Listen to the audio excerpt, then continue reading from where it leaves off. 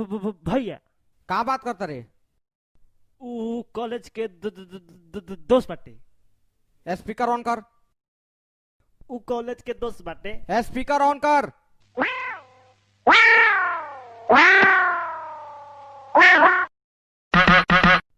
Hello hello, काल के class के note चाहिए। अच्छा आवा शाम 5 बजे पार्क में देता। बोल भैया चल गेल। भैया चल गेल। लड़के की आवाज बोले में हालत खराब हो गई। अब बाप रे बाप।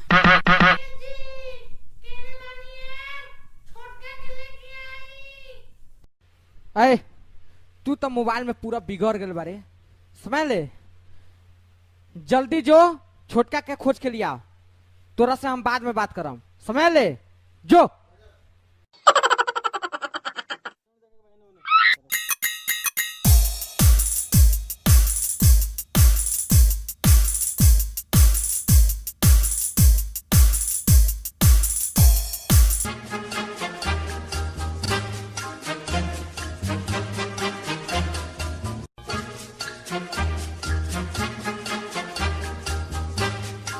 अरे साला ई केने के रे, यो दिन भर घूमते नु रहले, हमरो को पेरते रहले ही।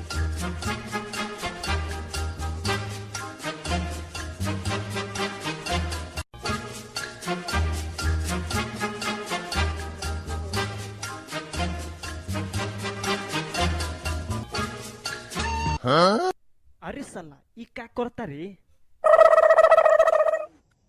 रुका साले रुका।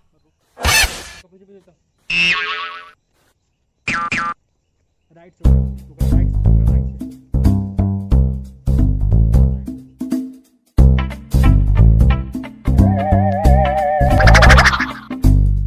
लइका जवान हो गेल बा। देखा ना कथी करतनी, देखा ना 24 घंटा होई लग रहल। पापा से जे कहला पूरा नेट तर भ्रष्ट हो गेल बा। चुप, चल मम्मी नाश्ता करे ला बोला लहुआ।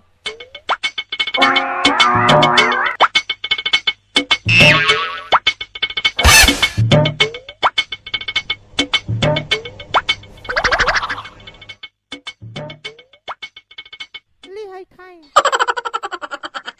एक दो और उठा ली।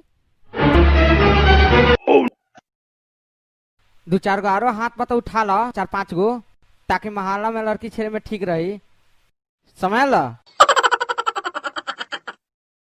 हम कामना के लड़की छेड़ी लेके तू कहला कि हमेशा लड़की छेड़ा ले हैं? ऐसे तू बोलत रहला नाश्ता करे के समय में, खाना खाए के समय में, भाभी के सामने। Oh no.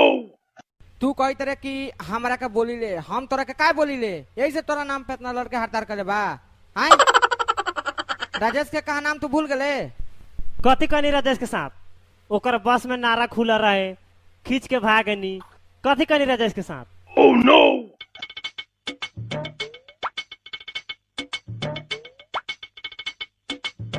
तोरा नारा घिंचला से सब केहू बस में आंख मुन नु लेल, सब गांव वाला के पता चल नु गेल कुछ छका बा हैं? बा कुछ छोड़ी ना, खाए ना दी। Oh no. ली भर पेट खाई।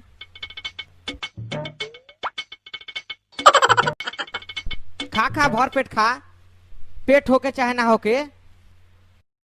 सीना के बाद डायरेक्ट कमर चालू हो जाला। Oh no. तोरा इतना खैला के बाद भी देह पर बोस्टे नहीं खे। हम मंगलवार के पैदा भेल बानी, वो दिन गोश्त ना खाल जाला, तो कैसे देह पर गोश्त चढ़ी? Oh no. ठीक कहले ह, तोरे से कोनो बात बनावल सीखे। समझ ले। धराई खा। ए रुक रुक रुक रुक रुक रुक रुक रुक रुक रुक, कहाँ जाता रे? हाँ? Oh no. हाई अपना माल के देवे ले जाता रे। हाँ? ए बउआ जी रुकी ना। Oh no. अच्छा भाभी अपनाऊ देख लेनी। ली हाई अपना ही खाई। Oh no. लो है बेटा खा। दोसरा के फेरा में पड़ला से का चोरी रे बा। हाय दोस्तों, नमस्कार, प्रणाम। देखी भैया, हम लोग का छोट चैनल बा TBC, यानी टीबीसी के पूरा फूल होकेला तड़का भड़का चैनल। ये चैनल के सपोर्ट करी जा। हमनी के कॉमेडी वीडियो रोज डाली ले जा, तो अपने लोगन के प्यार के जरूरत बा। हमनी के सपोर्ट करी। हमनी गरीब फैमिली के लड़का हैं जा। लाइक शेयर और सब्सक्राइब जरूर करी जा। अपने लोगन से निहोरा बा।